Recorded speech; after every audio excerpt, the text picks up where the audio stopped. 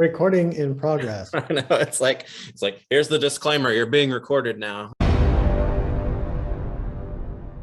All right, hello everyone, and welcome back to another edition of the FwooshCast times Super7. And as always, we are here back with Mr. Brian Flynn, and we got something exciting to talk about today, Brian, because I've been collecting these TMNT Ultimates figures now for a while, and you know, they're a lot of fun. They're all dressed up. They're ready to go fight some foot. But as much as I love my vintage turtle van, when I try to get these guys to go somewhere, it's it's not happening. And I was hoping that maybe you might have something to help us out now.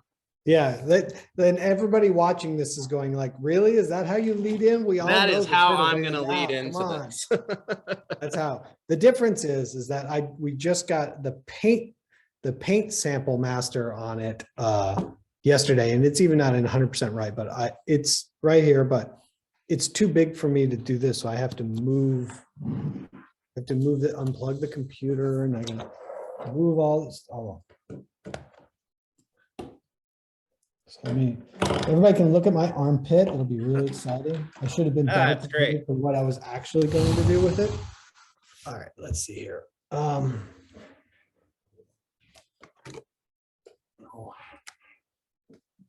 This is it. This is like the first time seeing the physical thing here. I have to literally scoot the camera further back. You keep making these large size vehicles. You're gonna have to get like a wide angle lens for that computer camera. There's a bit of scale reference. With the best turtle. I don't know how how it actually looks on screen. Oh no, it looks good. And then this actually isn't even the final size. The final one is 10% larger than this one. Oh wow. So this one is actually 10% smaller than the final, just because this was this one went to print like a month ago. Yeah. So we have since scaled it up a little bit more to have more room inside. So I'll let you ask me questions and then I can move around. Yeah, absolutely. So we're here. I know we've kind of been teasing talking about this for a while, but reading the specs on this beast. You know, I just had the vintage one, and yeah, it made for a cheesy lead-in, but it's like this thing's not even 12 inches long, and we're talking about, you know, over 20 inches long to fit true scale to the Ultimates figures like the vintage, right? Yeah, you can fit 6 Ultimates figures inside.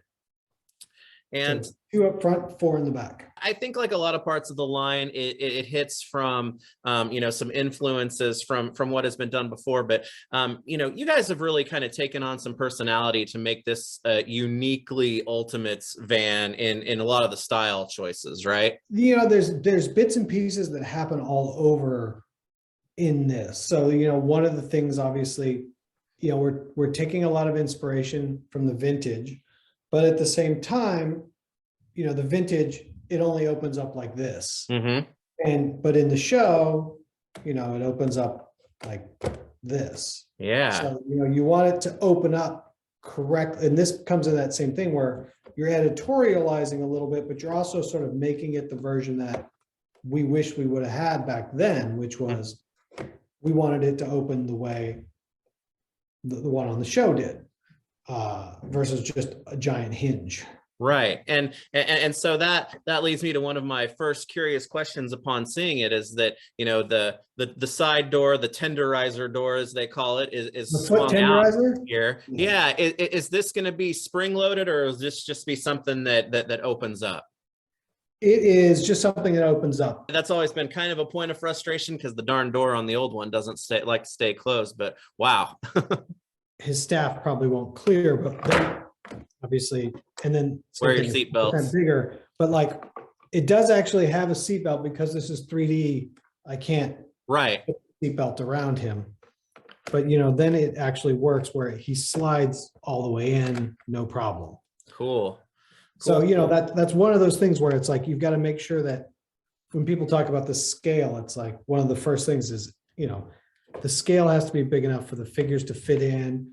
inside on the benches, their knees have to be able to clear each other, and then it just kind of keeps getting bigger and bigger and bigger. Well, and talking about the inside, you know, because you said you did take some influence from the vintage, but really when you got inside the vintage van, it was pretty plain. You know, I mean, there wasn't a steering wheel or really not even a whole lot of details to the seats. But as with most things in the Ultimates realm, you guys have really amped it up here. Yeah. Well, yeah, all over the place. There's all sorts of little funny hidden things here. Like I said, this is all 3D output, so it's a little, let me see. Yeah. What I can do here with the camera on the inside. Oh yeah, perfect. Is that, I can't see it, so I don't know. But Yeah, so the like you know can see there's a retro gaming console in there. Yeah. And it looks like there's some of that tech too that you know, some of that other tech that borrows from like the cartoon influence, but just the duct tape on the seats and stuff. I mean, Donnie literally found this van, right? With this, I think, you know, one of the things that we've been sort of tasked with too was from the licensor side is making sure it's not just a repop of what exists, like it's the evolution of it. And if it's the exact same thing, then why make it?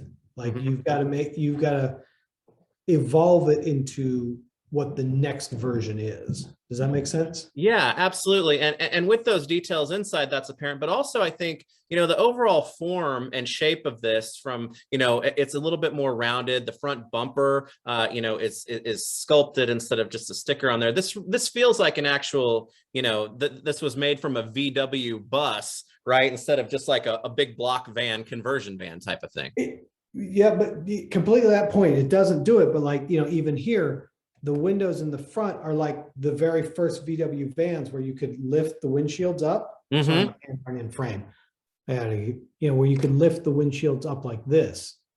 And so all of these windshields are like an original VW bus, and they swing up and down. So they're operable in that way.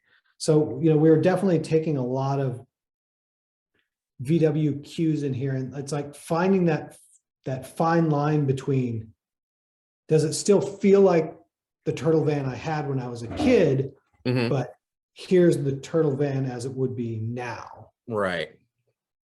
And towards that end, it does come with, you know, sticker sheets with some of the stickers that they're reimagined. Again, those aren't like straight up updates of the originals either, right? No, and that was a very specific request, which was, you know, this is the sticker sheet. Yeah. So like the other one, you know, you had very specific, you know, some of those stickers are very iconic, but it's like those stickers were the stickers that were on it 30 years ago. Right.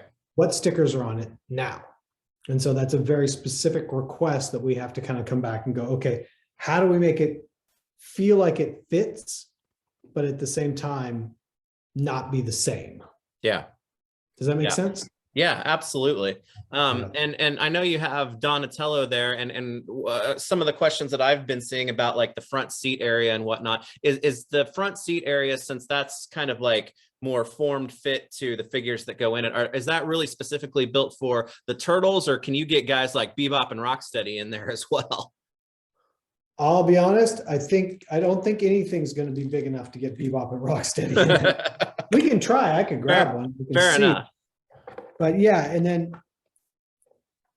like I said, we made these all a little bit bigger, but even then with the seats, like all the seats, instead of being flat, all the seat tops are convex to sort of hold the shape a little bit of the turtle shell as well. Gotcha. And that's why even at this size, we're like, oh, it still needs to be a little bit bigger. Yeah.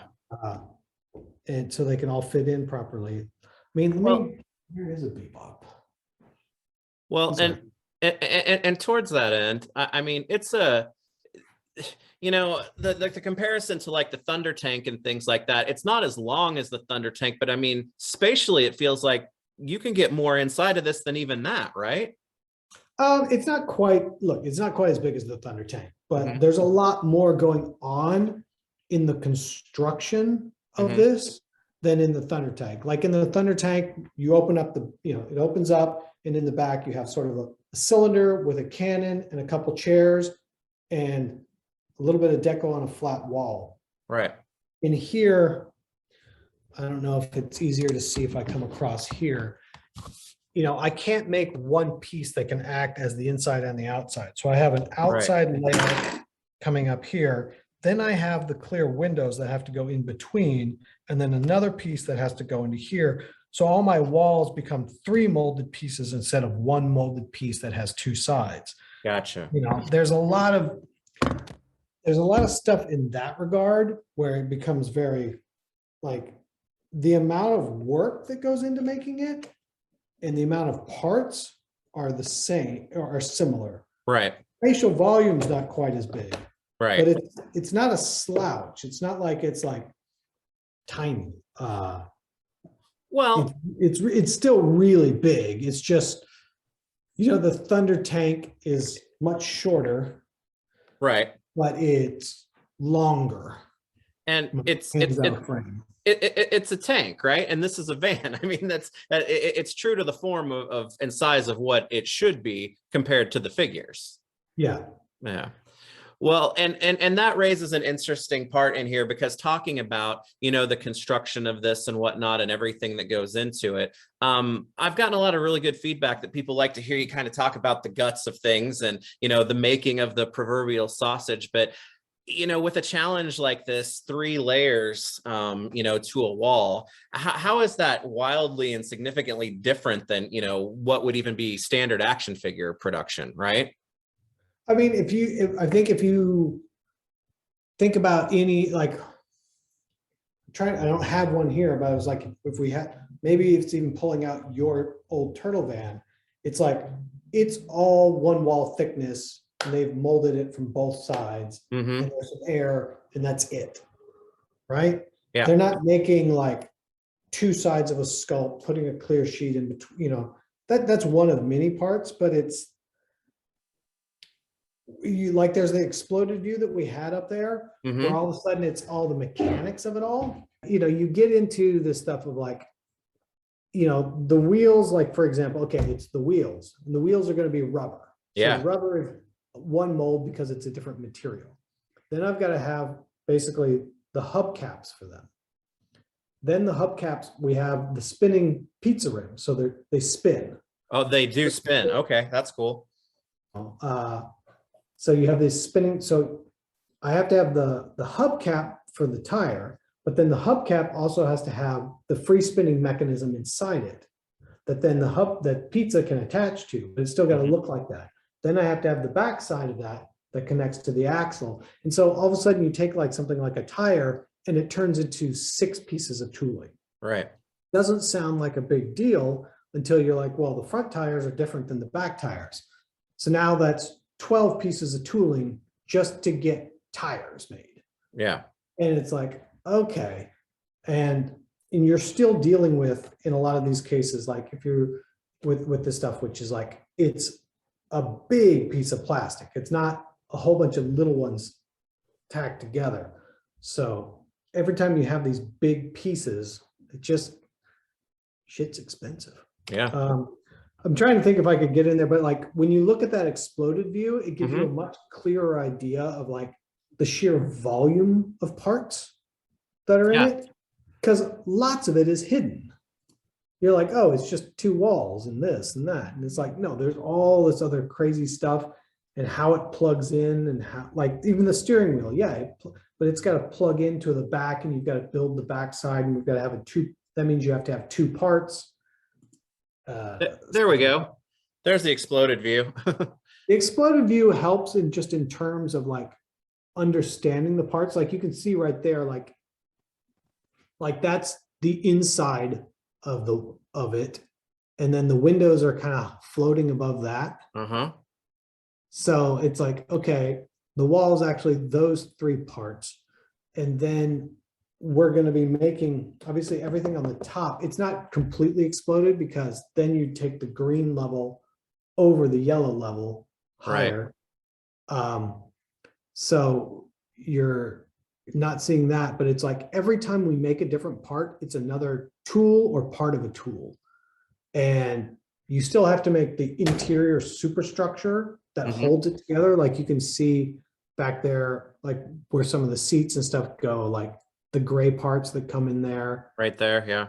Yeah, so you end up having like 3 and 4 layers of plastic sometimes in here where, like if you're talking about some of your, I always go to classic Star Wars or even like G.I. Joe vehicles, it's sort of like one wall and you'll see like the little extruded parts for where the screws go in. And then that's it. There's nothing else there. They didn't go back and then reclad the inside because that would double the amount of plastic you have to make. Right. The amount of tooling you have to make. It's usually just sort of left bare on the inside and you see the engineering. So in this case, we're hiding all the engineering and that makes it's just makes it more difficult. There are many shells to this. It's just, it presents nicer, but it doubles your cost. Right. That's the easiest way. Well, and this is a premium item.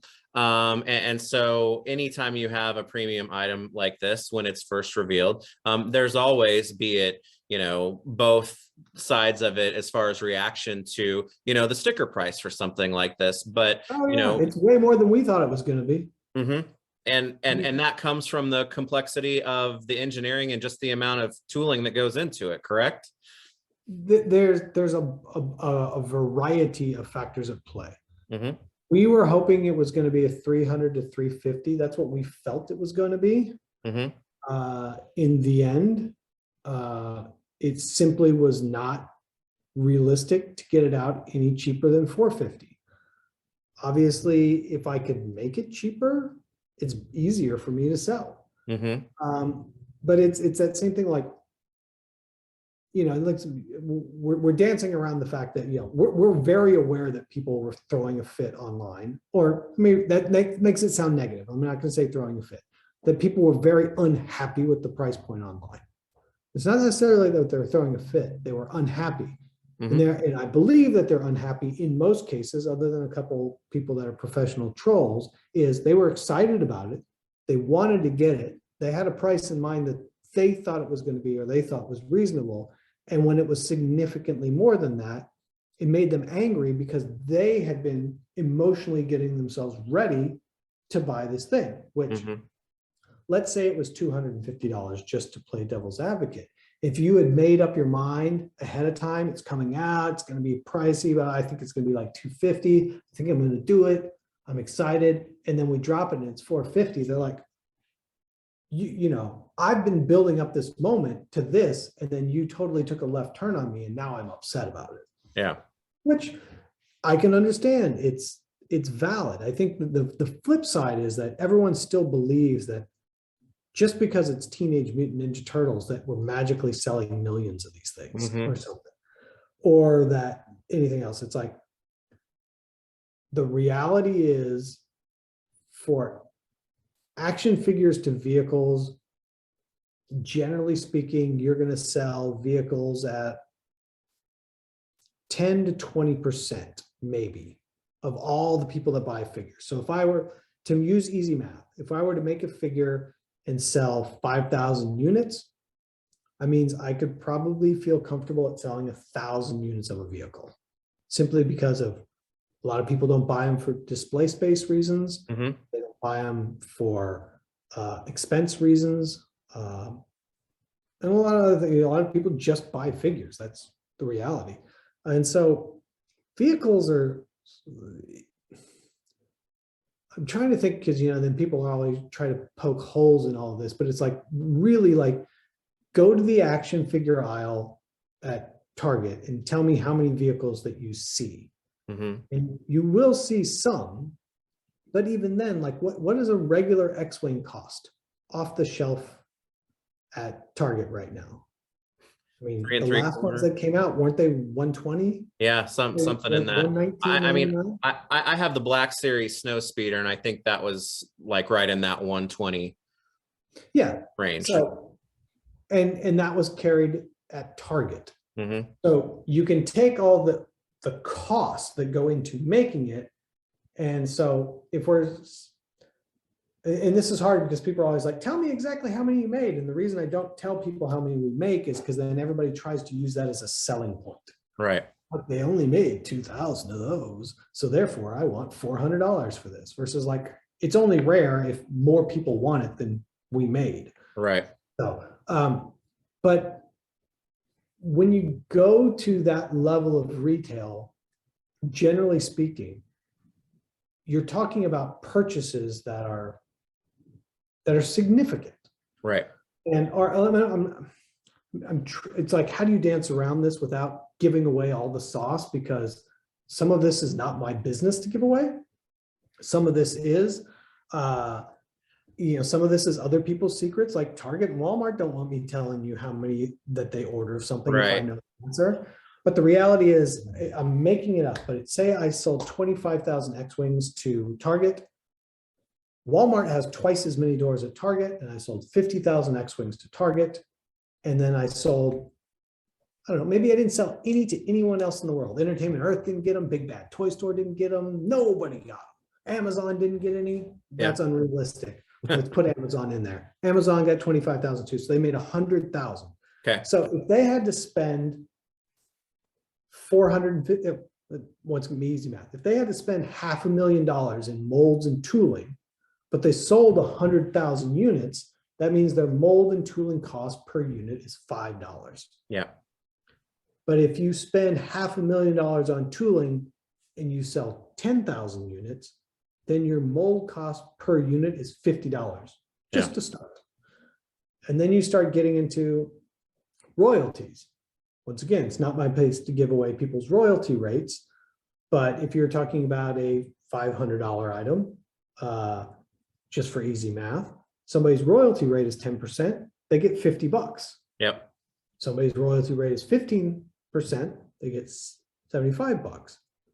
If somebody's royalty rate is 20%, they get $100. So you start to get into this thing of like, well, before you ever start even injecting plastic or painting it, you're already at, $150 in just tooling and licensing.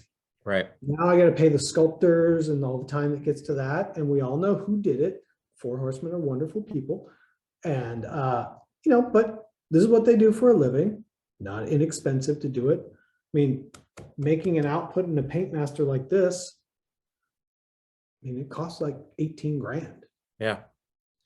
So all of these things snowball up. And next thing you know, before we've ever even sold one, and I'm not using, these are not the actual numbers of this because somebody's going to try to calculate backwards. Right. Before I've ever even sold one, it's like, or it comes out, it's like, it's $300 in. Because I'm not selling 100,000 of them. Right. I'm selling 10,000 or 5,000. And I think that's the great misnomer, is that because everybody sees it, it's a popular license. They go on Instagram and the 200 people that they follow all are talking about it. They assume it's pervasive. Mm-hmm. And it's not pervasive. You're just talking to the same people that are buying it because you have aligned interest, and that's why you follow each other on Instagram. Because right. Oh, look at that amazing Batman you got. I love that Batman. There's also a flip side thing of like the perception that this stuff costs pennies in China or Vietnam, and it does not. Right. Is it the world's largest economy now in China, or is it the second largest? If it's still second, it's so close. It's like they still have factories and everything else, but they are quickly becoming a very affluent country. Mm-hmm. And you have obviously places that have been affluent for a long time, but as a whole, as the median, and shit's expensive to make because every part of this is still made by hand. Right. Like, yes, and if a machine is injecting the plastic into the mold, but when it comes out, a human is pulling it out of a mold and dropping it into a bucket of water to cool off. Right. It's a human with a glove, so they don't get burned, is pulling out 250-degree plastic out of a mold and throwing it in a bucket of water so it cools off. Like, And then another person is literally sitting there like cutting every part out, sanding all the edges. Another person's assembling it. Every paint deco you Painting. see on Yeah. these things, you know, it's like on here where it's metallic orange all the way around. Mm-hmm. That is one spray mask for that 180, another spray mask for that 180. And same here and here. That is one person going whoosh, painting half a thing, whoosh, painting half a thing times 5,000 pieces. And it's like literally on quotes like this, it's like, okay, there are 383 deco hits. Yeah. That is 383 times a human sits here and masks or paints, or in many cases, brushes in something like, you know, a lot of the times, especially if you're talking about like spears and stuff like that, and all the dry brushing that happens, there's a human dry brushing every one of them. Yeah. Like they just have racks of them. And so you're still dealing with the sheer volume of humanity that is involved. Like something like this, when it finally hits the production line, it's gonna be like 80 people assembling these things for a month. Yeah. Doing all the painting and assembly. And that's kind of the crazy part. Right. Like everybody thinks that machines do this. Everybody thinks that it's completely automated. Yeah. In some way, shape, or form. I don't know if I still need to be hiding behind the turtle van here. Nah, you're it's real talk from behind the van. Real talk behind the van is just that every single aspect is made by hand. And when somebody gets their figure and they're looking at the eyeballs on a head and they're like, oh man, this is off, like, you know, your quality control stuff. It's like a human did that. Yeah. And then there's another human that's inspecting them, trying to make sure that they're all good. So every part of it is still, you know, a thing. Right. So getting into it, like, you know, you have that mixed with this huge volatile thing that's going on across the world in terms of what COVID has done to wreck international shipping, which you wouldn't think would affect prices so much, but you know, a perfect example is 2 years ago, a container from China to LA was $4,500. Right now, a container from China to LA is $20,000. So shipping costs are not just up, they're up 400%. So if I'm going, okay, that container is $4,500 and I can fit 4,500 action figures in it, my net cost is $1 per figure in shipping. Mm-hmm. Now my net cost before I sell it is $4 per action figure in shipping. For those of that are keeping track of everything that happens overseas, I'm sure you can Google up a lot of interesting articles about the steel shortages in China that are downstream from the fuel shortages. So we had earlier, I think we even talked about this, the fuel shortages in China where factories were being rationed to how many days a week they could work because it's still mostly generated by coal power and they didn't have enough electricity for people to turn on air conditioners and they don't want people to die. In that regard, then they're not making as much steel. So now steel prices have jumped like 50%. So my tooling cost estimates for, like, for example, Silverhawk's Wave 1 tool, including Monstar, my Silverhawk's Wave 2 tooling estimate is 48% more than my Wave 1 tooling estimate. So you're all of a sudden you're talking about things that are not insignificant jumps. You're talking about $50,000, $75,000 leaps, $100,000 leaps in some case. And you have to kind of figure out how you amortize that back down. That's going on. We just ran into a thing like COVID is starting to rage again in Vietnam. One of our factories had to shut down for 2 weeks because of COVID. The country's going into lockdown. I assume that's going to then domino into not just the factory side, but how do you get things out of the factories onto trucks, onto boats at the port, out? And if that's happening in Vietnam, are we going to see similar things in China over the next, you know, especially leading up to Chinese New Year? Because everybody, including us right now, every toy company you know is crushing to get things to leave before CNY starts? What can Yeah. leave before January 31? There's 75 days left in the toy making calendar, because the toy making calendar goes till January 31 Mhm. and pick up again until March sometime. Mm. It happens for the entire month of February, and usually half of March is kind of blown as well. So I think the crazy part about all this stuff, when people are like, I'm around about, it's just that it's like, I think we're not out of the woods in all of this yet. A lot of the, well, are there going to be enough toys for Christmas? Where is everything? Is that delay? What's shipping doing? Like, it's still changing, and I don't think, ramping up how fast we can unload boats at the port in LA is not going to help us if the boats aren't getting loaded in Vietnam and China. Right. I think I've gone way off topic at this point. No, I think it's very interesting, and it's good to know. And as fans and collectors, seeing things like Thunder tanks and turtle vans, this is exciting stuff that a few years ago you probably would have never thought that you would get. But when does it get to I mean, do you feel that coming on, that it's just going to get harder and harder to do stuff like this? I think I'm out loud. I am nervous about what pricing I will see on things like Ultimates come June of next year. Mm-hmm.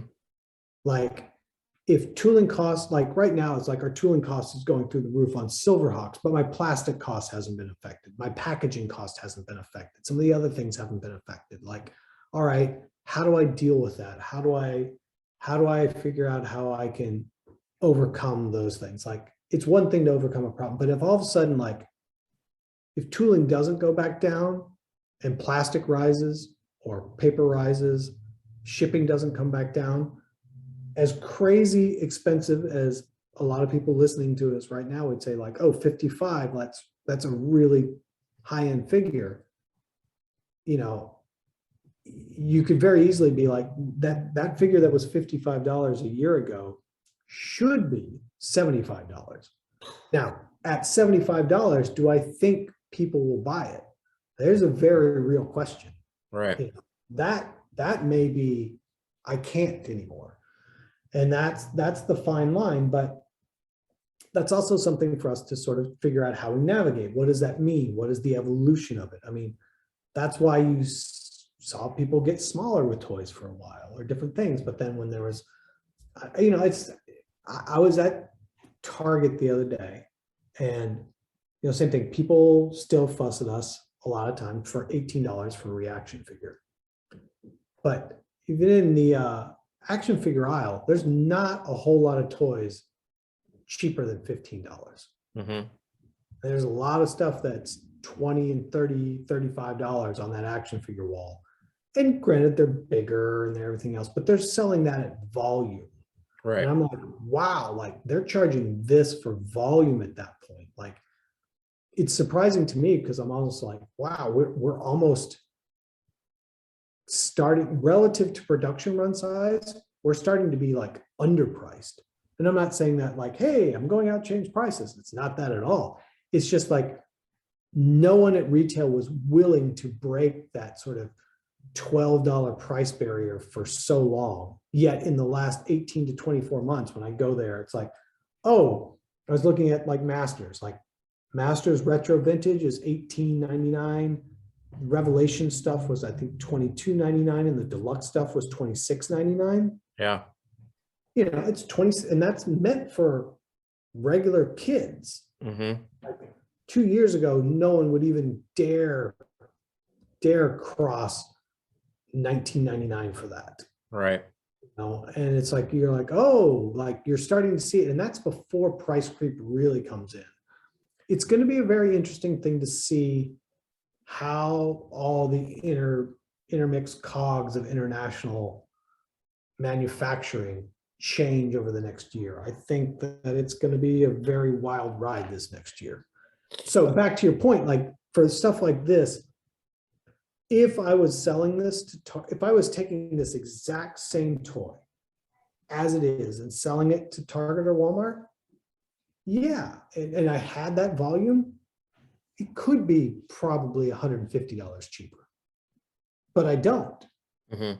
So if we want to make this version of this toy that's being sold here, because that's the other thing, let's be very clear.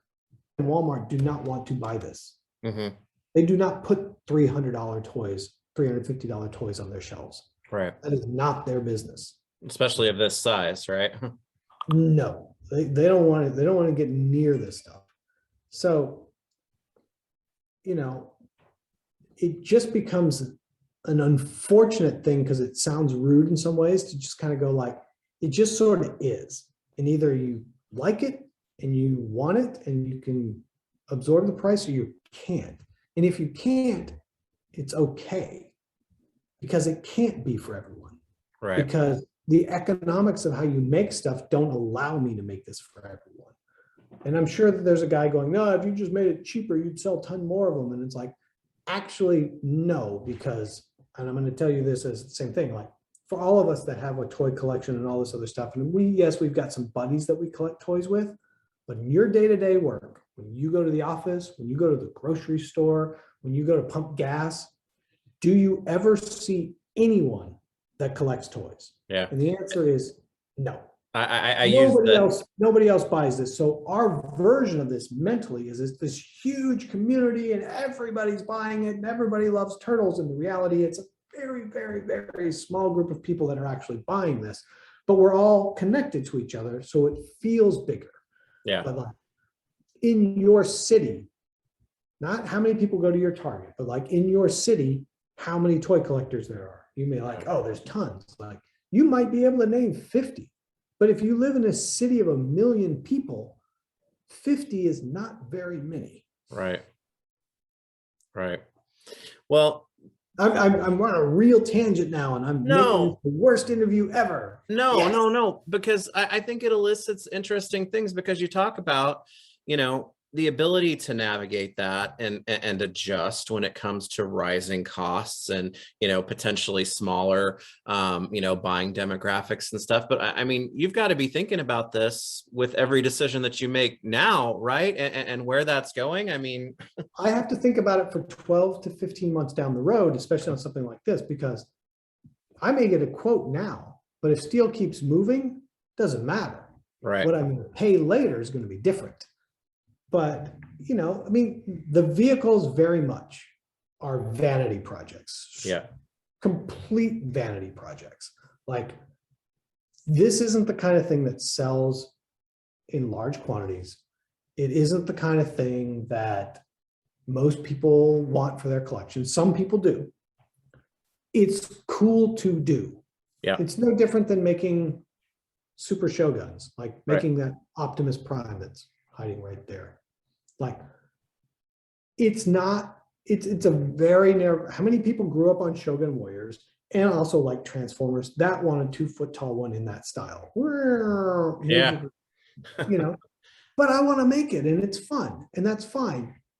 We don't have to sell a ton of them, and we're not going to sell a ton of them. But the guy that wants it's going to love it. Yeah. So we want to make that thing. And then there's other things that we can make that will sell much bigger volume. But if my business was just selling vehicles, that's not a good business. And that's why we haven't made that many. But I will say, after the Thunder Tank, like the day Thunder Tank went up, like the next day people were like, where's the turtle van? Yep. Where's the turtle van? And we're like, hold on. Well, and here we are. I mean, it's been what, 10 months since the Thunder Tank, I think. 9 months. I think it was January, right? Yeah. Yeah. So it's, and we're going to do them both, but we're going to, and then if it works, like I said, if it works, I say, meaning we don't have to cancel it. And, and everybody's psyched on it, and the people that got it are psyched on it, then we'll figure out how we make a Technodrome or a turtle blimp or whatever. But, we kind of have to go one piece at a time, see how it goes. Well, because it is ridiculous. You have to have, if you don't have a room to put your toys in, you are not buying it. So that's the thing. Is like, you got to have your own room for toys before you can even consider it. Even then, I got to get some shelf extensions for as deep as this is. But you mentioned the time away from the Thunder Tank and what's next. But what made what made this the time to do the turtle van? Then was it just putting time in between the tank, or was this really targeted as the right time to do this? It's not that it was targeted for the right time to do this. It was more that we've been trying to get it made for so long, and we had hoped to release it earlier this year, and it wasn't, and it wasn't, and it wasn't, and it wasn't. And then finally one day they're like, okay. And we're like, okay, get it up now before they change their mind. Yeah.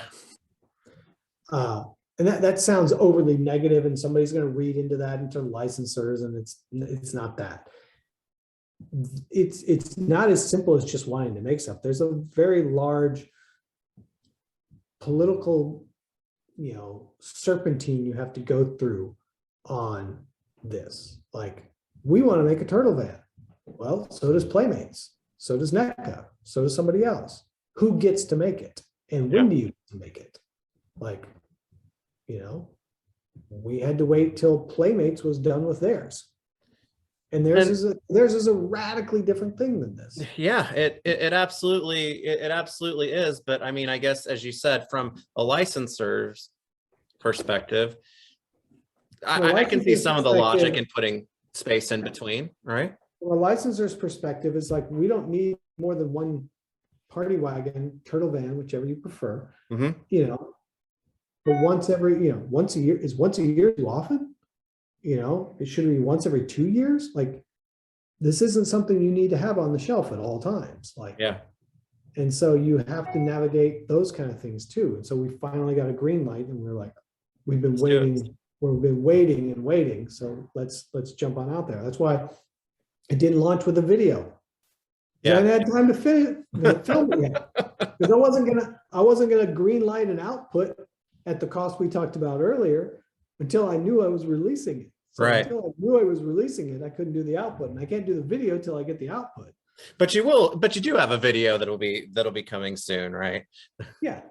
So we can talk about, plungers and blow torches and winches. Yeah. And does the winch connect on to the van itself? Yep. Yeah, it'll connect on in here. Oh, cool. And the back opens up for the actual engine panel too, right? Yep, we got here. We'll do a little spin. I don't know if there's enough light to see in there or not. Yeah. Oh yeah, absolutely. There we go. Now you can see it. Yeah. There's some funny little Easter eggs in there, like the turtle shell on top of the fan belt and stuff like that. So there's some cool stuff. It's fun attention to detail, and you've got the best turtle in there, Donatello, who is hopefully going to be shipping soon, right? Very. But you also made all the turtles available again for pre-order with this, which makes sense, right? Because who wants a van without the turtles if you don't have the turtles, right? Well, it's a funny thing. Like, we had said before, we were like, okay, hey. Here, I'm going to move this over ever so slightly. Here. So, hey, look, it's me. Yeah, there you are. There we are. I got to move the staff and blah, blah, blah. So, we made them available earlier this year because, like, my goal isn't to keep people from collecting them, but at the same time, it's also not to flood the market with them, like finding that thing. And, like, people were having to pay a lot of money for them. So we're like, okay. Now, those reissued turtles aren't getting into people's hands for like another somewhere between 30 and 60 days. I can't remember, but it's in the very near term. Yeah. I believe they've all shipped out. I believe that we have some of them in stock already. I think we're waiting for these because, we were able to just say, hey, we'll tie that in with the production run of this guy, but we got to make new production runs of the first ones. But it was that same thing where it was like, if we're making the turtle van, we'll allow people we'll go back a third time to a degree, but we'll just say, hey, if you want the turtles, you can grab the turtles. And we'll see how many people really jump into that. I don't think it's going to be massive. I think at this point, if you wanted the turtles, you had your opportunity and you jumped in on them. But you know, I don't understand why we wouldn't make them available again necessarily. I'm not saying that in terms of like, we're going to go back and remake everything, but it's like the four turtles kind of should be when they start hitting high prices on the secondary market, it's like, come on, it's one thing if it's like, I don't know, Glow Mutagen Man, Right. you know, that's a one-off weirdy kind of thing like that. But like this guy, kind of need this guy. Yeah. I don't know. Do you like this turtle? You know, I think he's pretty okay. You know, it's just a fine line. I mean, the reality is every time we go back to that, it causes issues with factory capacity because, you know, I've already got other stuff I want to be making at that time. So it's a thing, but I don't expect that this rerun of these turtles is going to be too much for people. Okay. Now you mentioned before on the tank, before I forget about, or on vehicles before, like with the Thunder tank and even with Snake Mountain, when you did that those were being handled by factories that are like real specific for making that kind of thing. Is the turtle van kind of going into the same place as those? Yeah. Or? The same factory that made Snake Mountain is making Thunder tank and will make the turtle van. Cool. Well, having Snake Mountain in hand, I think that, you know, speaks to the work that's done there, and I'm sure you're seeing the progression of how the Thunder tank is coming along as far as that goes too. I am, and I'm hoping that we can share test shots probably in January and show people like, here's test shots of the actual Thunder tank. Yeah. Yeah. Cool.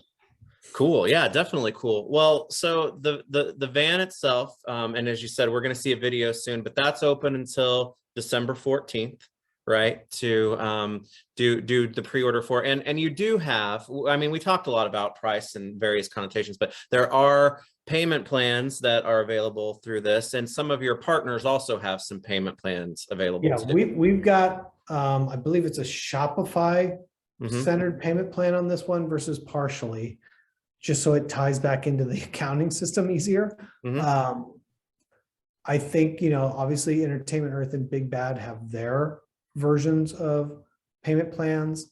Sideshow has a much longer payment plan. Sideshow has a good one. Yeah. Yeah, I know with the Sideshow one, we saw a lot of usage on that one through on the Thunder tank, just because it spreads it out into smaller pieces. I think it's like 8, they have 8 monthly installments or something on it for that one. So that one does put it, yeah. Yeah, it's like no one here is gonna say that it's not kind of crazy that it's $450 for a turtle van, but it's also sort of that same thing where it's like, well, if we want to make the turtle van, it's going to cost $450. Like you're in sort of a catch-22. And you know, I'm not trying to belabor the point, but like you have billion-dollar toy companies in Hasbro and Mattel and Spin Master and stuff. And then you have very much not even close to being billion-dollar toy companies. And you know, the economics of scale are very, very, very, very different. But you know, at the end of the day, the price being what it needs to be in order to manufacture it, ultimately, the lasting impression is that you get a pretty damn cool turtle van for a larger scale collection of high-end turtles. Yeah, and it's not even either. And some people will be able to get it, not negatively. Some people will not be able to get it, not because I don't want them to have it, but just because the economics of it mean that this is what it's going to be. Like, it's not apples to apples, but you know, I'd love to have a Amazing Fantasy 15 and Spider-Man #1, and I'd like to pay about $250 if that's okay. Yeah. But they're simply not available, and that's not what it is.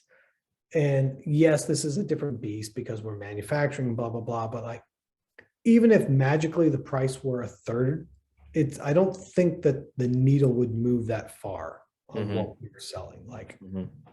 and even then, it probably wouldn't work the same way. It's Right. just the economics of where you're at in this collector community is radically different. And people will point to, here's a Hot Toys Batmobile from, I don't know, 4 years ago that was the same price with working lights. And it was like, that was 4 years ago.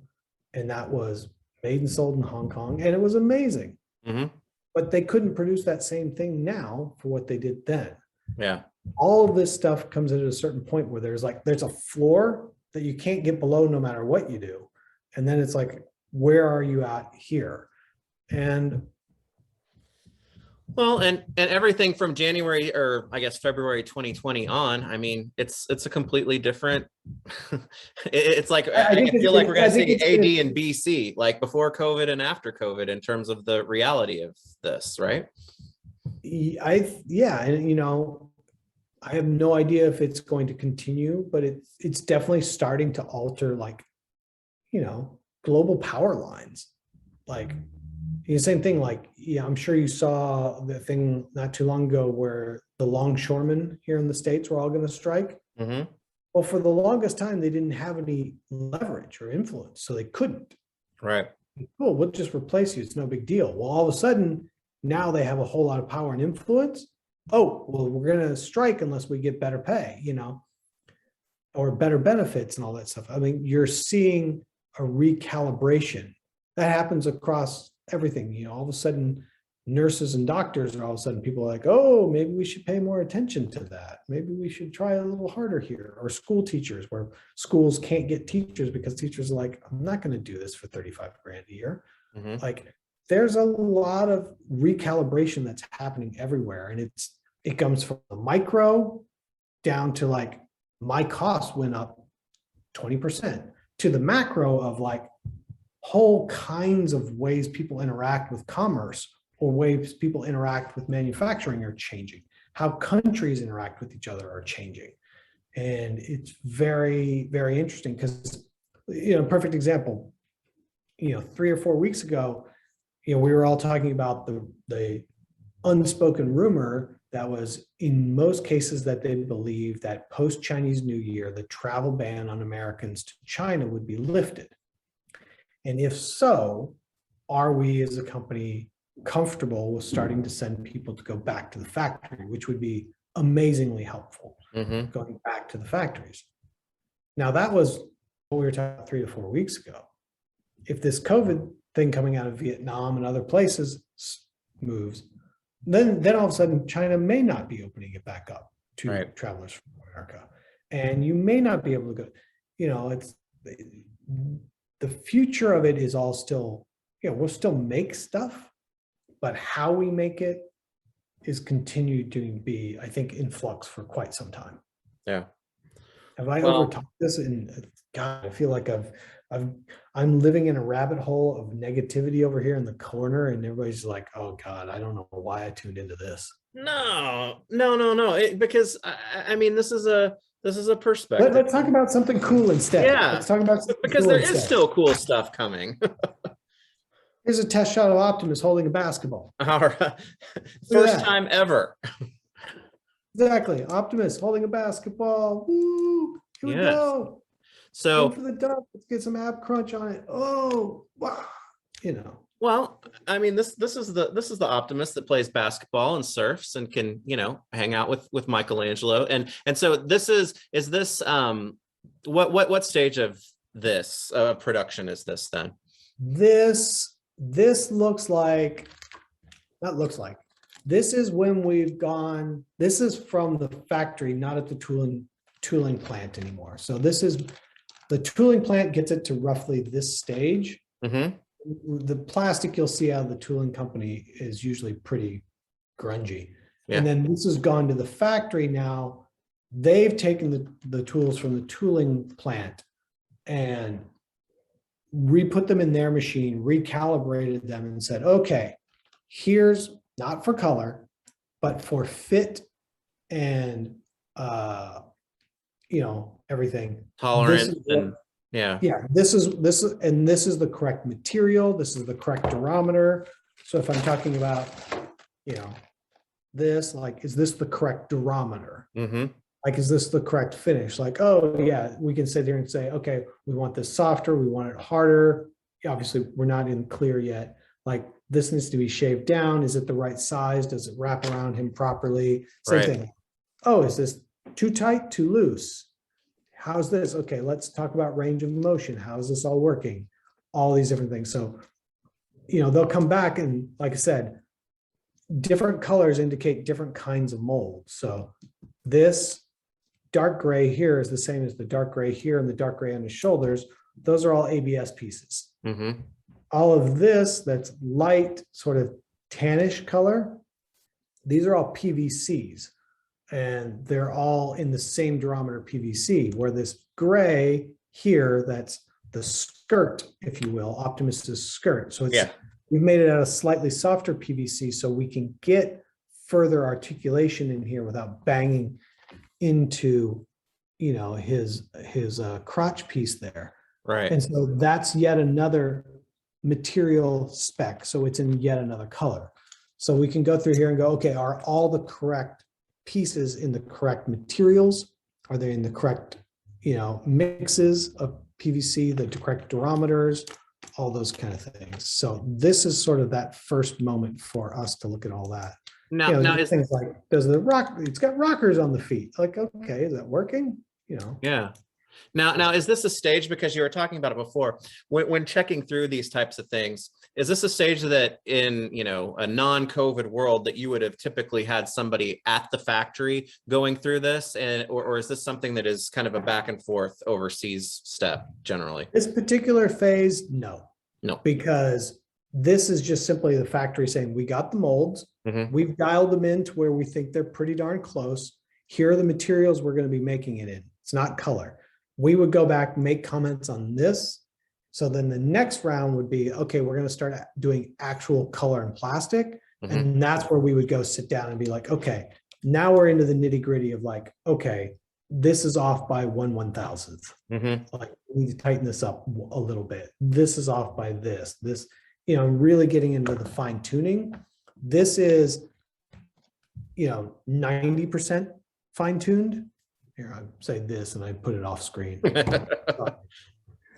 This is not what I do for a living. Yeah, Sorry. right. My video prowess, you know, so this is, you know, roughly 90% dialed in. Yeah. The last 10% becomes very, very minute, but this is close enough. Or we get something less than this and you go, whoa, whoa, whoa, whoa. These things are all completely wrong. Right. But before they go to color on all this, you know, then they've got to buy and dye plastic. Mm-hmm. So before they buy and dye plastic to our color match, they want to make sure it's the right plastic and the right thing. Because the moment, if they were to go make a whole batch of this, but it was in this durometer, there's nothing they could do with it. Right. So anyways, that's Optimus. Let's see. Yeah, same thing. Like, there's Ghost of Starscream. Yeah. But he's completely opaque. Right. So, and there's a lot more of that PVC because of the clear parts, right? exactly, Mhm. exactly. A lot more of the ABS. ABS rather. Yeah, that's what I meant. You know, it's just, you know, when you get into the PVC, it usually is, you've got to do a lot more to it to get it less hazy, Mm-hmm. you know, because it's not meant for that. Right. Whereas the ABS, definitely, when you're talking about ABS, you still have to assemble it from two sides. Right.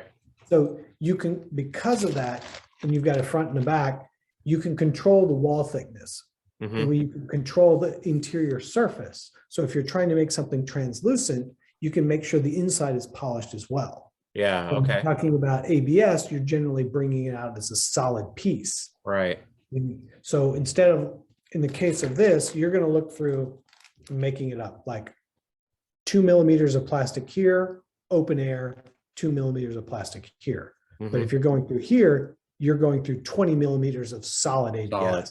Yeah. So how your eye sees through the product is Mhm. very different. And so then you have to make different concessions on how you, sometimes even just how the material goes into the mold to get it as clear as possible.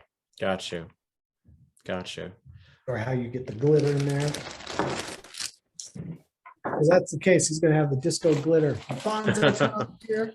And see the same thing, like they probably sampled those two on one day and these two on a different day because they're using Green.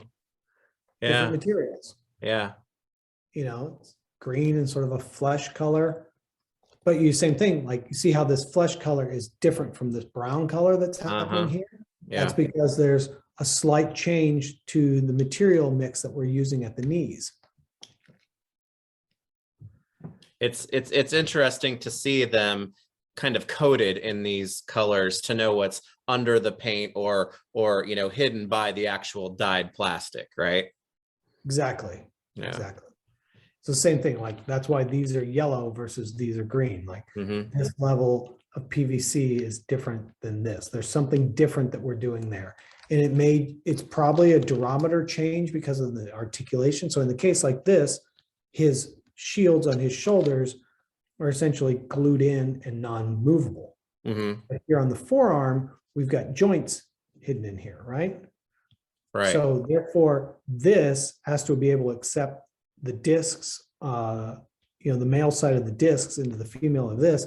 So this thing has to be a different durometer so that you can heat it up and put the parts in there, or this is going to be stiffer to hold shape and get glued into place and hold glue better, or however we're fastening it together. So in this case, you know, we're looking at 1, 2, because then you, I don't know, on the back, you can see like the discs are all black.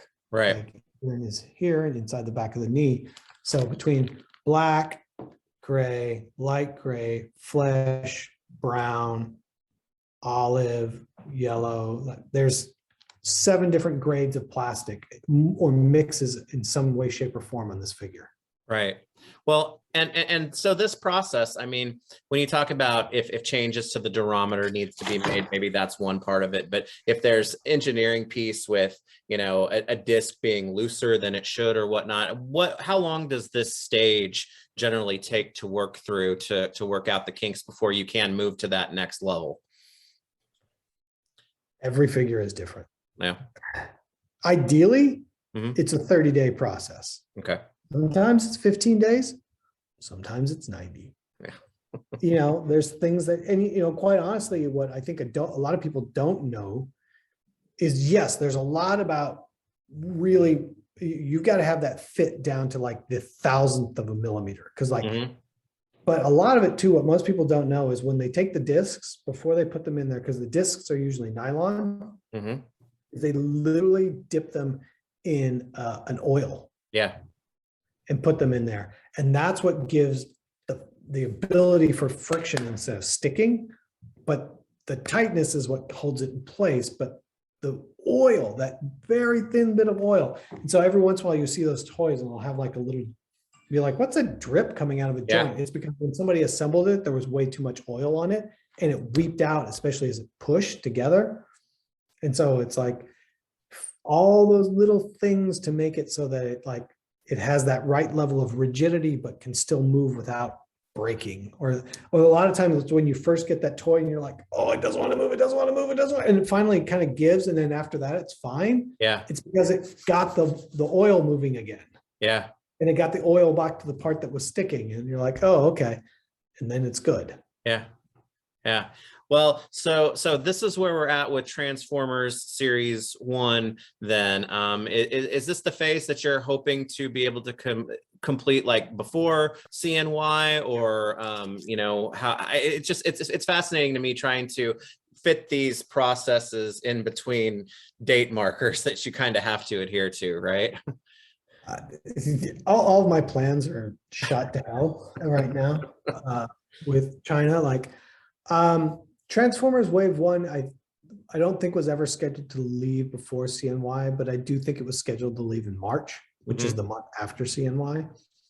So I think it's on or ahead of schedule, actually. A lot of what we're really working on right now is not even so much engineering and getting things ready. It's just getting the volume of product out of the factory. So same thing, if your factory shuts down or has to go to a couple days a week, you can't get the units through. It's not Right. a matter of can you get it made, it's can you get enough made out in time. And so we're definitely taking reaction figure projects that we had hoped to send out before end of year that are not imperative for something and saying, okay, those move till after Chinese New Year now. Right. Spend that bandwidth at the factory making sure this wave of Ultimates gets out. Especially around ThunderCats. Like ThunderCats 1, I'm not worried about, but ThunderCats 2 is going to be down to the wire. And yet 60 days ago, it'd be like, oh yeah, ThunderCats 2 will be out December 15th. Now it's going to be like, oh, it's down to the wire before CNY. Yeah. Because of everything and then some. And it's just saying, I'm over here turning gray, worrying about X factory dates and when things are going to leave and get on ports. Well, Turtles 4 is almost here because that has fully shipped. It's just a matter of getting all of them to you first, right? It's the same thing. Is that boat going to take me 45 to 60 days to get here, or that boat going to take 90 days to get here? I don't know. Yeah. And the last time we talked, like you said, things change by the week, but ThunderCats 4 was getting pretty close to itself to ship. Yeah, ThunderCats 4 is at a different factory than ThunderCats 1 and 2. And ThunderCats 4 is really close. We right now we have there's no indication that there should be any delay on ThunderCats 4 leaving on time. Cool. Well, speaking of ThunderCats, why didn't you show me any pictures last week? Yeah, it's like we got a little evil like mirror lion OTs, and then he vanished on us. Well, he's a bad guy. That's what. Yeah, exactly. It's Mumra. I would love to say that was part of the marketing plan. We get hijacked by lion. I think we just made it. We may use that. No, we had something planned for that wave that there's a lot of not weird now, because anybody can then take this back to a licensor and say that it's like there's a lot of hurdles that you have to jump through on some of these things and some of these characters around internal policies around weapons. Okay. So like if you're talking about Disney, like, Mickey Mouse isn't, we can sit here and pull up old follies of him smoking a cigar, but you're never going to make him smoking a cigar. Right. Not because it's Mickey, but just we don't promote that. Right. And so there was a question at the last minute about a particular weapon that was with one of the figures and whether or not that weapon fell into category A or category B. And that's, we were done with everything. Everybody's seen it all over the line, but somebody somewhere was like, wait, I have a question about this. And that puts a pause on everything. You cannot release until we have resolution. Right. So we have all of that resolved. Good. And next week, ThunderCats 5 will come out. Yeah. So ThunderCats 5 will come out next week, but it's still like, things can happen at the last minute. I mean, literally, it was like the day before it was go live, and somebody was just proofing all the JPEGs that go up online, and they're like, "Hey, wait, is this a this or a this?" Right. I'm like, "Well, it's this," and they're like, "I don't know. It kind of looks like a this, but it's not." Here's the thing from the show, and it's like, "Well, we need to run this up the flagpole." Right. Make sure so that we don't get in trouble later. And it makes it sound like, I'm not trying to paint anybody in a bad way, but it's like, there are a lot of very large corporate initiatives around, people that have nothing to do with what ThunderCats was when it was a TV show from 40 years ago. Right. They have a corporate mandate about what kind of toys or things they're making currently, right, and whether or not those things are acceptable or not to be made. And then there's rules that, it's the same thing. It's a lot of if and then, but why, kind of like, well, it can be if this happens, but it can't be if this is happening. And it can be if this is happening, but it can't be if that is happening. And so it just kind of goes on and on and on. And, it's no one's trying to be mean about it. No one's trying to be unrealistic about it. Right. It's just the process. Yeah. And in this case, the process showed up 24 hours before launch. And so Well- you just have to pause. But I also can't sit there and go, if I were to sit there and go, oh man, Warner Brothers sucks, they did this, like, that's not true. Right. But there was a concern and it needed to be moved through the food chain over there. And when that got resolved, it was resolved. Yeah. But until it gets resolved, you need to stop. Well, we're recording on a Thursday night. All intents is that this is going to go up on Friday. I'm feeling the wheels across the land turning in people's heads, trying to trust me. No one will ever get, years from now, we'll talk about it and I'll tell you what it was and people will go, what? And it's like, yeah, no one saw it coming, including the people at Warner Brothers. So like I said, they've been great. Yeah. But it's like, hey, we have to double check this thing because there's a question about it. And if there's a question about it, you have to have an answer. You can't just be like, and so. But next week is gonna, yeah, trust me. Do you really think that I wanted to delay launching ThunderCats? ThunderCats, yeah. No, I would have loved, yeah. Another one of those hairs turns color. Well, right? you can only imagine. It's like, okay, everybody jumps on for 9 o'clock sort of catch up staff, and it's like that day it was, hey, this factory is shutting down for 2 weeks for COVID, and ThunderCats just got put on pause. And it's like, okay, pause. I'm gonna go get a donut. Yeah, I deserve it already. Yeah, and we're gonna figure this out. And at first it was like, sorry, there's a problem. At first they were like, okay, we got to put a message on social media that was like, sorry, we can't do it because of this or that. And I'm like, it just sounds too negative. Just say there's a problem on Third Earth, or and just. we got to see one of your cool like diorama backgrounds in all of its glory. With nothing in it. Star itself, right? Nothing in it. Yeah. Exactly. So it's. But it'll come out next week. I think people will be very happy with what's happening. I can give a teaser if everybody wants, because I think everybody knows who one of the characters is, don't you? Who do you think one of the characters was? Well, I mean, from your teaser, I would say Mirror Lion-O. There you go, right. But everybody is also like, does it have? Is it the original sculptor? No. And it's like, no, it's all new tooling. So it has pinless elbows and pinless knees, because that will be one of the questions. Right. So the Mirror Lion-O is been retooled so that it has pinless elbows and pinless knees. Awesome. So, awesome. there we go. That's keeping at least a version of the star of ThunderCats kind of current with all the new stuff that's coming out as far as how that's being tooled and whatnot.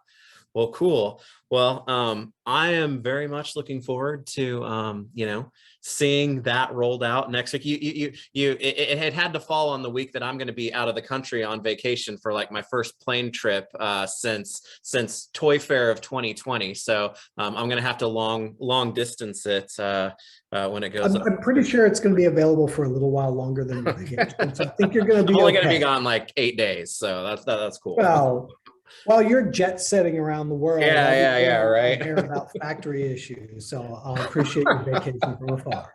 I'll drink an extra margarita for you, sir, or a couple. Just have a lemonade. That's all. That's how I roll these days. That works too. Thank you.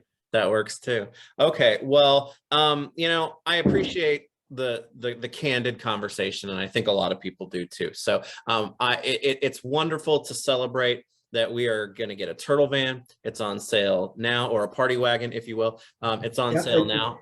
I'm very much looking forward to it, but just hearing how, the complicated life of something before it's even, put into a collection, it gives a lot of insight to the process. So I appreciate it. I mean, my job is to make it look easy, but if it was easy, everyone would do it. Yeah, Right. Well, thank you very much for taking the time to do this. Looking forward to the video, looking forward to ThunderCats next week, stuff continuing to ship. It's exciting, even with all of the waters to navigate, but it just makes me look forward to the next time we can catch up on the next thing you guys will be working on. Exciting. There's so much cool stuff that we're working on. And the hardest part right now is going, that needs to wait another 3 months because we have to get this other stuff finished that's already going. And every time there's a delay, it's like, now we can't do that. Yeah. Now we can't do that for another month or two. It's I guess it's a good problem to have, but still it's frustrating. I'm no sure. Problem, right? No problem. All right. Thank Well, you guys. And like I said, maybe before we do the next one, we can do a thing where you can send a thing out for people to submit questions or something. Cause I'm sure that there's plenty of people are like, you didn't ask him this. And it's like, all right, you can ask me whatever. I don't have a problem with it. So yeah, I tried to do that sometimes, but that's definitely a good idea for the next one if we want to come back together for a specific topic or insight or whatnot. But I definitely appreciate it. Thank you very much. Like I said, I look forward to the next time that we can chat. But between now and then, have a good holiday, and we will talk soon. Thanks everybody for All right. listening to this ramble. Thanks everybody. We'll catch you next time.